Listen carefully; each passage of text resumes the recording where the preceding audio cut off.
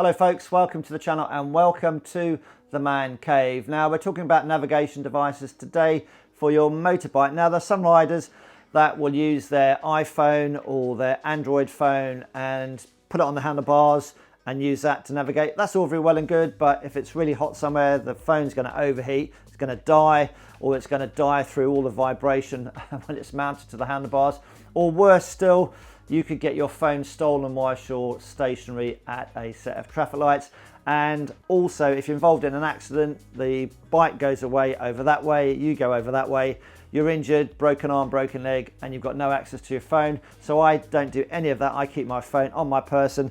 And up until recently, I have been using a dedicated GPS system. In my case, the Garmin Zumo XT. Nice bit of kit, but things have moved on from the Garmin. The Garmin Zumo XT and other dedicated navigation devices were actually a GPS device all in one, and it talked to the satellites and it told you where to go. So you didn't need any connection with your phone unless you wanted to listen to music or get incoming messages and that kind of thing. But that was is a standalone GPS navigation device. Now, as we said, things have moved on a little bit, and what we now have is screen mirroring. So you've got your iPhone or your Android phone with whatever navigation system you've got on there, whether that be Waze, Google Maps, and in my case, Scenic. And then what you can do is you can actually mirror what your iPhone or your Android phone is showing you, and you just mirror it to the screen of the device that you've mounted on your handlebars on your bike or a navigation bar. There's a couple of players out there. I've already looked at the lower price bracket end of the market, and today we're going to be looking at the higher end part of the screen mirroring market. In particular, we're going to be having a look at something from these guys. It's Chigee. They are the new kids on the block, and it is their AIO-5 light. So before we do any of that, let's roll the intro.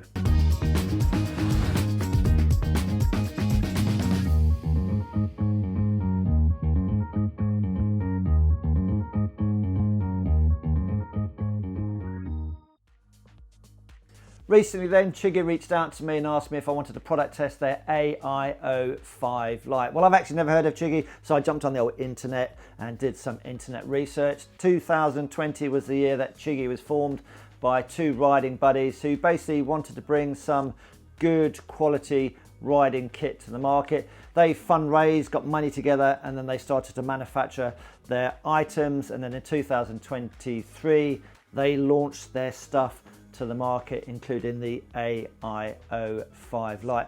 Well, I've had a look at it already. I've taken it out of the box. I've had a good look at it. It's just very good quality. It's up there with the Garmin. The quality is excellent, and indeed, a couple of months ago, February 2024, they actually were awarded a prestigious award, and that was the Red Dot Award, and that's not awarded lightly by this organisation. Although it's a startup company, it's new, they seem to be pretty much switched on. The Riding Buddies, they've tested this through Tibet. You can go on their company on the website and have a look at all their media stuff. Very slick, lots of good comments on there, and it all looks very professional. And what I've seen so far, having looked in the box already, it really is good quality kit, so I've got no issues with it at the moment whatsoever.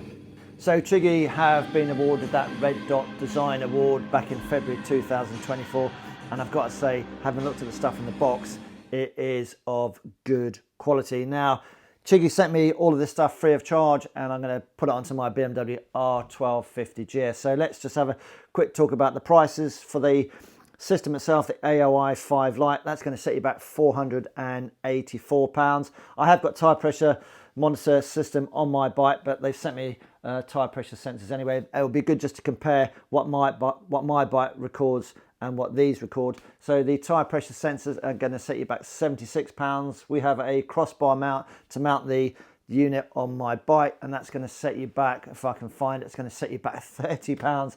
And then finally, because my bike's got the Whizzy wheel, so to control the unit via the Whizzy wheel, we have a CAN bus adapter here, and that is going to set you back £85. AIO-5 light, well, that really is a strange name, so I couldn't work that out. Basically, AIO stands for all-in-one brackets system. So it's an all-in-one system. So I'm just going to read the side of the box there. So it has got blind spot monitoring. It's got 1080p high definition video recording cameras to the front and to the rear. So if you're involved in an incident, you've got the evidence you need to say, I wasn't doing anything wrong. Well, hopefully it's got parking Sentry Mode, so if somebody knocks your bike, then it activates, so you've got a record of who may have done that as well. I think it's got a microphone in it also to get some audio, and then obviously you can use your preferred method of navigation, whether that be Google Maps, Waze, or in my case Scenic. You can make phone calls, receive phone calls, music, podcasts, and all that kind of stuff, and then receive media messages as well. So basically that's what the AIO-5 all-in-one system does. 5, well, that just means it's a 5-inch screen, and the light bit means that it's the basic kind of package, and you can add stuff onto it, i.e. other accessories, hence AIO-5 Lite. So let's just see what we get in the box. It's quite airtight actually, so you've got to basically waggle it and let it come out slowly, unless you want to pierce a hole in it and sort of let it out that way. There we go then. Nice bit of soft protective cushioning there. And then we have something from Chigee saying smart riding systems and some other stuff there, quick start guide. So we have the Chigee unit itself with the attached cables and all this stuff, folks. It really, I cannot stress the quality involved in this stuff. It is right up there with Garmin. It really is good stuff. And then we have the 2 front and rear cameras, so we've got that as well. And we've got 2 boxes, A and B. Here we are then, folks. This is everything nicely and neatly laid out from both boxes, A and B. So here we go then. Let's just keep it very quick. So we've got here the very nice key fob, and then we've got some stickers on here. The quality is just very good. Then we've got some cable ties if you need to use those. I won't be using this, but that's a nice metal handlebar mount, because I'm going to be using the navigation bar on the bike. And then you've got some spaces depending on what size handlebar you've got. And then I'm not sure what this is, but I just wonder whether that's just to stick around the handlebar so you don't scratch it. So I might use that on my navigation bar to stop it scratching, but I don't know, we'll see. These are wire taps to tap into your live feed, but I won't be using those on the BMW. Then you've got some zip ties, got a selection of screws, and I don't know if this is going to come out on the camera, guys, but this is just one of the details that, you know, I'm not quite blown away, but I'm nearly blown away, guys. So you can see this is like a Torx head, but on your car you get locking wheel nuts, so you need a special tool to remove one of the nuts so thieves can't nick it. This is how much thought these guys have put into this design, and that's why I guess they've won this Red Dot Design Award. So you can see there's a center piece to this screw, Torx screw. I don't know if this will focus, but you'll see this is a special tool to fit on top of the pin that's in there. So you can just see the pin there. So that goes in there. So nobody, when it's attached to your bike, nobody can come along with a Torx screwdriver, because the Torx won't fit in there because of that pin in the middle. So that is a real nice safety device. That's the kind of extent these guys have gone to. Anyway, I'm waffling on a little bit. And then we've got the GPS module with a bit of 3M tape to stick it to somewhere on the bike. Got some more 3M tape, and that's to stick the cameras front and rear. So these are actually plastic, and obviously just make sure you remove the protective plastic cover before you ride off, otherwise it'd be a little bit out of focus. Yeah, they're plastic. Would have liked to see maybe some aluminium ones or something, but hopefully that's of good quality plastic, but it feels pretty okay actually. And then that's one, and then that's the other one. And then we have your power connectors. So they go to the battery, that goes to your live switched feed. So when you switch ignition on, that then sends a message to a relay in the device somewhere, then it will power it on. So that's why you need the yellow one, and that's why you need those connectors if you're going to tap into a switched live feed, and you're going to use those. Then you have got the unit itself. So having a look at the back then, just look at the quality of that. It's just very, very good.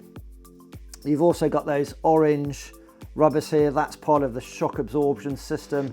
So unlike an iPhone where you can rattle itself to bits and it will die on you, so they've thought of that. So there's a shock absorber system in there. Quality wise, sort of faux carbon fiber, but the quality of everything is really nice. Buttons on the top here, again nicely finished, and then we've got the 5-inch screen.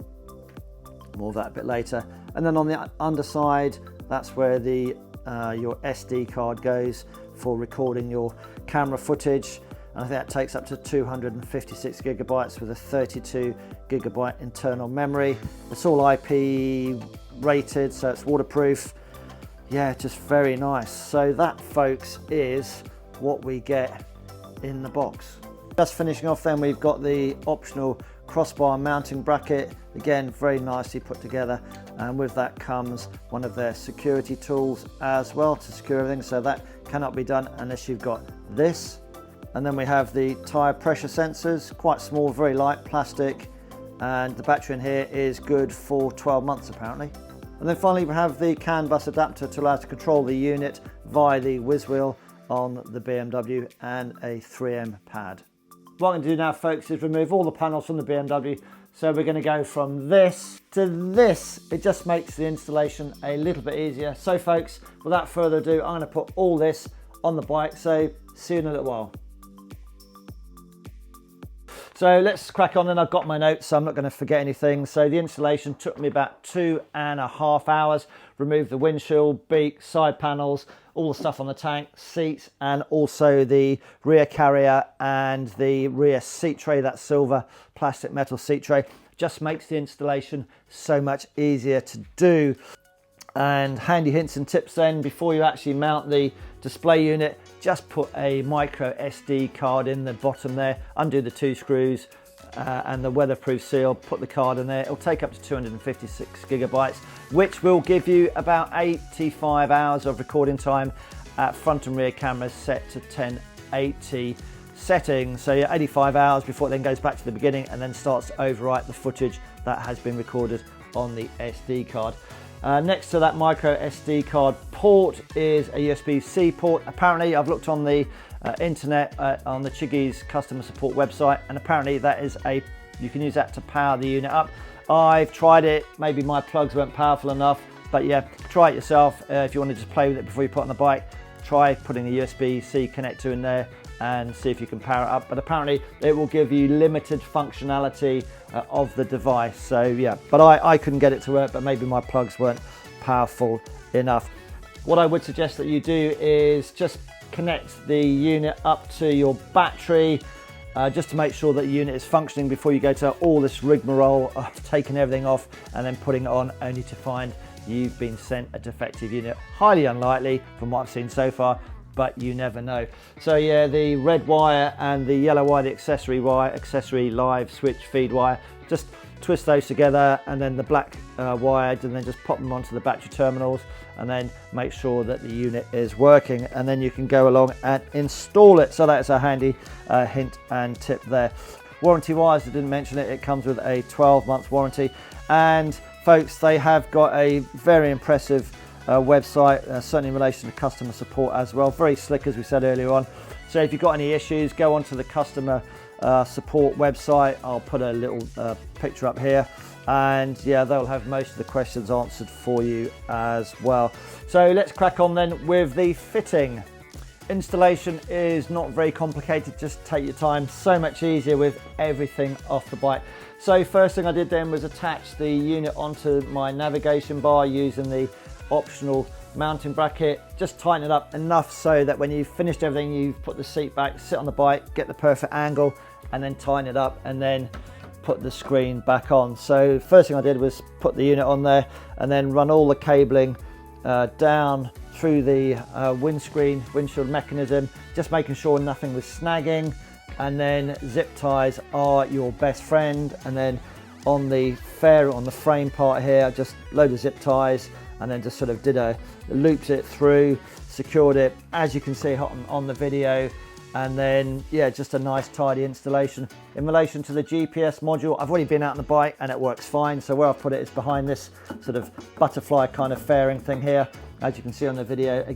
and push it down firmly, and that is job done. And then I mounted my camera onto, I've got an aftermarket headlight protector, and I've got a nice little bracket on here where that's now sat.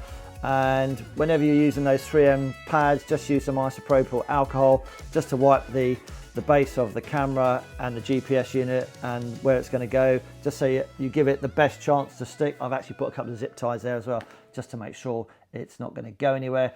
So that's nice and secure there, and the cable is fed down through here and connected into its waterproof, weatherproof connector. So you can see here I've put all the cabling behind here, zip tied, and then the two remaining cables, well, that is the power cable and the rear camera cable. The rear camera cable is the longer one, and then that runs back over the top of the tank and comes out in the area of the seat and then back to the bike. So the power cable, I've actually, because it's quite a long cable, I've run it to under the back seat and then come back again under the, call it the frame mount. So I haven't got lots of core wire under the seat, and I haven't actually connected to the battery, so I didn't actually tap into a switch live feed. I've got a power module, so basically the switch live feed and the red wire, I've cut the O-rings, battery terminals off, so bare wires, red wire, yellow wire, twisted them together, that's the word I was after, and then pop them into the red positive side of my power module, and then the negative side, the black cable, cut the battery terminal ring thing off, and then that went into the negative side of my power distribution model, and that means it's all switch live, so nothing happens until I turn the ignition on. So for me that's an easy way to do it, but some of you folk might just have to go to the battery and then find a switch live for the yellow wire, but I didn't have to do that.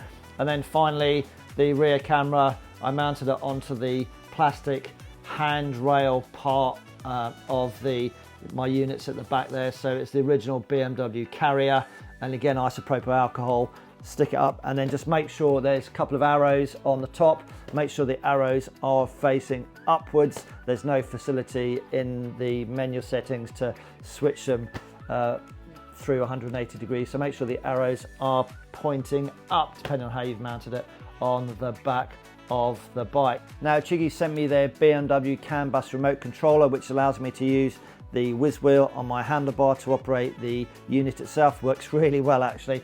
So normally the unit will just get plugged into the RDS plug, simple as, very easy to do. However, I've got a hex easy CAN going into my RDS unit, so basically all I did was unplug the hex easy CAN and then put the CAN bus controller unit, just plugged it into that and then linked it in series. The video's up here, but you'll see very easy to do, not complicated at all. And then when it is switched on, you'll see a little blue light will come on telling you that it's working properly. That is actually a really nice bit of kit. First thing we need to do then is actually activate the AIO-5. So how do we do that? Well, Chigee give you some great documentation. This is their quick start guide. What you need to do is make sure that the unit is switched on, and then what you need to do is just follow the instructions on the quick start guide. So what does it say here? It says you have to download the Chigee Go app. So there is the QR code for you to scan in. That will then take you to the site to then download the Chigee Go app. Once that's done, it says you turn on your phone's Bluetooth and Wi-Fi, and then where it says click connect device, click connect device, and then you just follow the on-screen instructions until everything is connected. It will take you no more than a minute.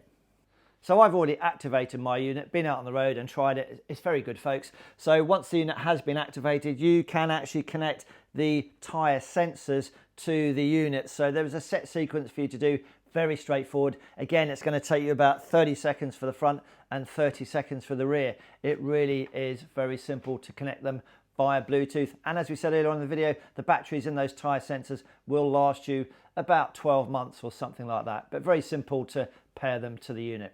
Folks, I'm new to Apple's CarPlay, and basically I didn't know that you could actually change the order in which the apps are displayed on your device. In this case, the AIO-5 or other Apple CarPlay devices. Basically, on your phone, if you go to Settings, go to General, go to CarPlay, and in this case, it's the Chigee unit, go to Chigee, and then select Customize, and then you can scroll up and down and move the apps in whatever order you want them to appear or not appear on the device. So I don't want to teach you suck eggs, but you can do that. There will be a part 2 to the video, and that's when I'm going to take the bike out and about on the road and just see how well the unit performs. I've actually ridden the bike for a couple of days now, and so far, very good. What we do though is, as with all things technology wise, we just make sure that the software is updated. I'll show you how to do that, but I've already done that. So the latest software, one of the things it does give you on the home screen is actually gives you the local time of sunset. So if you're riding from A to B and you're trying to get there before the sun goes down, well, you've got a reference time on the home screen, and that will tell you when the sun is about to set. So yeah, a nice little update feature, but let's have a look at how we update the unit. Okay folks, so here we go then. So apologies for the reflection on the screen there. I'm in my garage with a light above us. So what we're going to do then is just turn the ignition of the bike on. It'll go through its startup procedure, on comes the TFT, and then on will come the screen. So don't worry about those beeps. That's my other blind spot detection system. So here we go then. This is the Chigee screen firing up on the nice, clear, very readable 5-inch screen. So there we go. So this is, I'm going to call this the home screen, guys. So this is the home screen, and then we're going to very shortly show you how to update the software. So my unit has actually got the latest software in force, and I believe it's the latest software. Now it's just gone on to the CarPlay screen because the iPhone that I'm recording with, I've got the Bluetooth on there, and it's just connected straight to it. So what we've got on the top, I'll show you a closer video. On the top here, you've got 4 buttons, and on the left side, the button is the home key. So this takes you back to the home screen. Then the next one is going to be a switch key, and then the third one along is the record key, which will take you into the camera settings or the camera views. And then finally, the button on the right is what they call the lock key. Buttons on the top, really good with a gloved hand. It means you can operate them without having to touch the screen, so you can get quick access to the home button just by pressing it with your gloved finger on the top left hand button. I really like that. So let's press the top left hand button, and that will take me back to the home screen. So here we go then, very quickly. We have the speedo here. I thought that was a bit of a gimmick, but I've been out and about on the bike, and it's really good. It just sits within your eye line, so you don't have to look down, in my case at my TFT. Excellent, that's a really good, yeah, I like it. You're going to use that a lot. And then beneath that you have a trip meter, so miles and hours and minutes. Some folks on the forums said they couldn't work out how to reset that. They didn't think it was possible, but I've emailed Chigee, and basically if you hold the trip button down for about 2 seconds, you'll see it, the hours and minutes go back to 0. If there's any miles on there, they would reset to 0 as well. And you can set the miles per hour, and you can also go to kilometers per hour in the settings. We'll come to that very shortly. Time on the top there, and then as I believe, well, this is the new software, and I believe part of the new software update is to have a sunset time, and that is all going to be based on what time you set. So we're in Jersey, that's UTC plus 1 hour, so local sunset time today is going to be 2016. So I like that. If you're going from A to B and you're trying to get to the hotel before the sun goes down, you know exactly how long you've got. Then we've got the compass, north, south, east, west, and it will give you your lat and long as well. That's one of the reasons you've got the GPS module I've attached to the front of the bike. It's to give you the miles per hour and the lat and long and north, south, east, west direction. So that's why we have that module. I've already connected the tyre pressure monitors to the bike, and there we go. Be interested to see how accurate these are compared to my onboard OEM BMW GS1250 tyre pressure monitors. But I'll take the bike out for a spin, and I'll do a video on that one. We'll call that part 2, folks. But you can tap on there and go into it, and you can set all the various things. So it's on PSI at the moment, so you can go to bar, very, very good to use, and then you can do Fahrenheit as well if you so wish, and you can set lows and highs for it to activate to give you an alarm on that. That's very, very useful. It's a lovely screen to play around with, folks. I really like it. And then tap on the video. So this is another main setting or main feature. So this is the rear camera, and then what we can do is we can tap on here, bring up the camera icon, and then that's my forward camera. Sorry about the mess over here, guys. And then back to the rear camera. So the yellow lines here, that's all part of the blind spot detection monitoring system thing, and you have to set it up. I don't know if you can see there's a red line joining the two yellow lines here. Basically, I've been out into my yard, and then I just run a tape measure out to 8 meters behind the bike, and that red line will actually should hit the 8-meter mark on the ground, so you know all this has been set up correctly. And then it's got the tire pressure monitoring pressures there, and also a speedometer down here as well. On the bottom here, you've got the take a photo, you've got the files. So it'll stop recording now, and then it'll give you access to the files, so you can have a look at those as well. So the quality is, it's very good, folks. It really is. Can I go back to that page? Yeah, and I'll go back to, there we go, back to the screen. So the red light there flashing means it's recording. I thought it might be a pain in the backside, but as you're riding along, but it's absolutely fine. You don't notice it whatsoever. I only noticed it because it's in my garage and it was blinking at me, but I didn't find it a problem at all. It looks like you can actually stop recording. So, okay, so it may be you can stop the recording as well. Okay, let's get that going again. So I didn't realize that was possible. And then you've got, you can lock the video, I guess. How do I unlock that? There we go. And then you've got settings. So you go into settings, that's when you can set all these kind of things. So cameras at 1080, parking sensor thing is on. And I've just gone for 3 minutes of looping videos. Yeah, mirror on, which is quite nice. That's really nice actually looking back. That gives you a great view of vehicles behind you, but more of that when we go out on the road and test ride it. But yeah, it's a nice setup. It's a nice screen to operate, folks.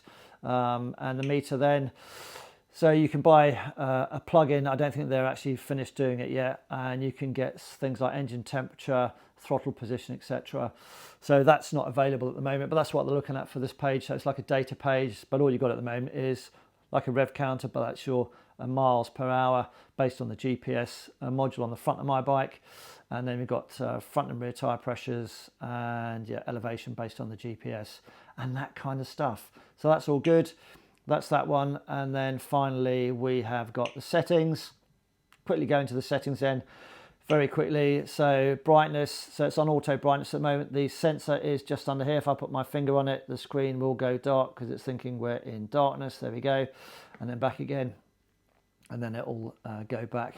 And if you want to do your own stuff, just get rid of the auto and away you go. Really, they have thought of so many things. Absolutely amazing. BRT, no idea what that was, but I've since realised it's the actual tone of the tone, the volume of the tone. So if you go full up there, put the tone back on, back off, and then it's louder. There we go. And then tone low. There we go, it's low. So that's all that is. And then you've got a few backgrounds you can have on as well. I think I had black. So that's a DNV, displaying volumes of stuff. Storage, internal memory, 32 gigs, but 28 usable. So if you didn't put an SD card in, then that's all you've got. And you can format the SD card. 256 gig is a maximum. I've got 100 and something in there. So all you need to do is make sure you format the card before you go out and about on the road. So press format and it will format the card. My card has already been formatted, so that's how you do that. Features, so there we go. Language, we're in English. It's very easy to use. Time, Jersey where I am is UTC plus 1 hour, so that's where I am. And you can either go do that, as exactly the American ones, or you can go for English. Depending on what your preference is. So that's all in there. Tire pressure monitors, we've already got those all in there. Headset, I have got a Cardo PackTalk Edge, and it works fine, absolutely no issues. Don't have to connect it to the unit. All I do is connect the helmet to my iPhone, and then the iPhone just connects on its own to the AIO-5 light. Very simple. Remote control, I've got the Whizzy Wheel CAN bus thing, show you very shortly. Excellent bit of kit, really like it. Let's get that in focus. GPS, it can't see any satellites because we are in the garage at the moment. And blind spot detection system, that just gives you what you put on there. So yep, choice is yours. And then finally, if you want to update the thing, there we go. That's the current version 2.5.0. That is current and update check. It's now going to lob onto a Wi-Fi connection. I've got a router downstairs, so it's going to look for the ground floor. That's what it's going to look for. And then now we've got a Wi-Fi connection. You don't have to have all this faff about taking an SD card, putting your computer, download a bin file to it and all that kind of stuff. And you just do it via Wi-Fi. Really good. Already up to date. There we go. So already up to date because I've done it already. So let's get rid of that and then go back. And then I think that is, don't need a tutorial. Features, we've done that one, haven't we? Yeah, features down. No idea what that is. Reset, I don't want to do any reset. That just tells you about the unit itself. And then more is, that's how you convert miles back to kilometers. Go to the home screen, that's in kilometers. Go back to settings, go to more, and then there we go, and press the button on the top here to back to home screen, and there we go, miles per hour. It's so easy. And then diving into Apple CarPlay. So my phone should be on Bluetooth. There we go. What can I say? And I've already told you without sucking eggs that you can just determine which icons show in which order. So all your favorite ones appear on the left hand side, and as you scroll further towards that way, your less favorite ones appear, kind of the ones that you use the most. So there we go. Time, 4G connection, and then the other icons down here as well. So you can go to maps, music, and phone calls. Yeah, all good stuff. And then all the dots at the bottom. So that's back to this screen here, which is like a split kind of screen. So you've got 3-in-1 kind of thing there. So yeah, all very good, folks. Really like it. And then what else have we got here? So there we go. So it's picking something up. Okay, it's using offline maps at the moment. That's fair enough. Yeah, very good. It's very quality is excellent. It's very clear. All IP, waterproof, 67 or whatever you call it. It's just very good. I'm sorry the video's taken so long, guys, but there's so much to show you. It's just so good, and nobody's, even the people that supply these in the UK, they can't be. They haven't even bothered to show you how good it is. I don't know why, but hey ho. Yeah, there we go.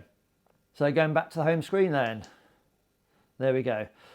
Then we've got the 4 buttons at the top. We've got the home screen button. We've got this button here, which then cycles through the various screens. There we go. And then the 3rd button on the top, that is your back to the video cameras basically. And then the 3rd button is the lock button. So you can either press it and the screen goes dark, so you don't draw attention to yourself. And even if you tap it, nothing happens. Press it again, the screen comes back to life. Let's go to the home screen. And then what you can do though, if you think it's going to be raining very heavily, these are all capacitance type screens. The iPhone's a capacitance screen. The Garmin Zoom XT is a capacitance screen, and what else is? Yeah, most of the other navigation devices are capacitance screens. So when it rains, the raindrops potentially will trigger it thinking like you're pressing with your finger, so the screens go nuts. So I mean, Chigee have thought of everything there. So if you hold the right hand button down, the lock button for about 2 seconds and release it, the screen becomes locked. So you can tap away as raindrops and nothing is going to happen. They've thought of everything. And then if you want to go back to, you're out of the rain shower and you go, right, okay, normal operation please, what you can do is scroll up, and there we go, we are back to normal operation. There we go, back to normal operation. They have thought of everything. Finally, we've got the remote control unit, which sits under the seat and is plugged into the RDC plug here on the BMW. Basically, that module that sits under the seat with a blue light on it, that is a Bluetooth transmitter. And when you operate, in this case, the whiz wheel, the command dial wheel on the handlebar here, then that then sends a signal back through the wiring loom to the Bluetooth module, and then that fires a signal, Bluetooth signal, to the Chigee unit, and then it changes the screen. So that's how that works. It's a very good system. I'm still getting to grips with it to know what exactly it can and can't do, but the very basics are, you've got the whizzer wheel here on the handlebars. The rotating up, rotating down function does not work. You've got left, right, and then if you want to confirm something or enter something, shall we say, then the indicator button, you just press the indicator button in. One thing I will say, folks, that I've learned is that the lower TFT screen, let me just turn everything on. the lower BMW TFT screen, always make sure that you are in or on the home page. If you're in any other page, because the Chigee remote control is permanently active, unlike the Nav 6 where you have to scroll from the lower screen to the upper screen, this is always active. So you don't have to do anything to be able to activate the remote control on the upper screen, shall we call it. So it's always active. And folks, just leave the lower TFT screen on the home screen of the BMW. That way, when you start moving left and right and entering stuff, then you're not going to change the lower screen here whatsoever. So let me just get rid of that. So as you can see here, there's nothing happening on the lower screen when I'm moving it, but on the Chigee screen, things are happening. So if you just want stuff to happen on here, just leave the lower screen on the home screen on the BMW TFT. So what can it do then? Well, it's actually already connected to my phone. Actually, I'm using the phone to record this. I'm sorry about the length of the video, guys, but I just wanted to cram everything in. So just using the top buttons here, very handy with the glove on. So just gone to the home screen. So what we can do with the whiz wheel then is you can just scroll through the pages sort of from left to right, or right to left, shall we say. So we can go that way. So that's gone into the CarPlay section. Then you've got the video section, or the camera section, and then you've got the data section as well. And then we can go back home to the home screen, and then we can just scroll the other way actually. So you just go the reverse route. So you're just sort of going round in circles either way. So that's basically what we can do with that. And can we enter any of these sections? I don't really know, folks. So just a quick stab on it here. Does that do anything? Again, I'm still learning how to use it. If I press the enter button, does that go into anything? No. So we're just scrolling around the pages. So let's scroll to the right and let's go into the CarPlay section. So here is the multi-screen part of the Apple CarPlay thing. So if we want to have a look at the map, then I just need to press the enter button in, and then that will take us into the map. So if you say, how do I zoom in on the map? Then we have to highlight something. Again, I'm still learning, guys. So I need to bring up something which will highlight it. So just using a quick stab of the rocker wheel to the right. And if you do a long push to the right, then that will take you to a separate screen. So there we go, plus and minus. So let's go to plus. So we want to zoom in on the plus. So we're just going to confirm that enter. And then that will take us, that will zoom us in. And this part of the screen here, favorites and stuff, well, after about 15-20 seconds, I think that just disappears. So we wait for that to disappear, and yeah, that should disappear. There we go. So that's disappeared. Now we can't see much there. So if we wanted to actually zoom out, so let's just, again, I'm learning. Let's bring up again and quick stab of the rocker wheel and highlight the minus button.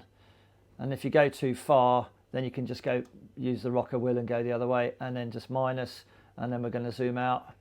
So using the indicator button, and there we go, and that's us zoomed out.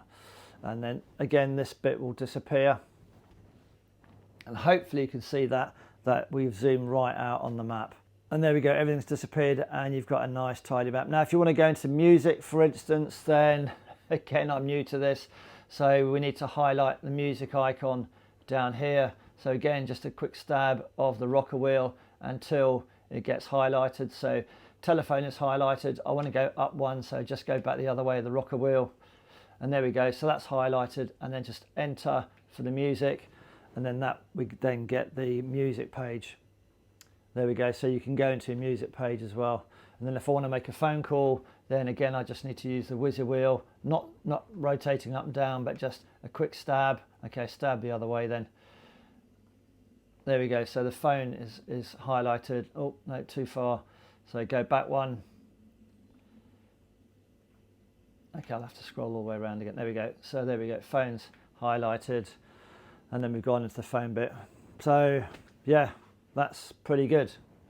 I like that. But you've got to go out and practice with it. It's still all new to me, but it does quite a bit. But the only thing is, this wheel doesn't work. It just works left, right, and the confirm button.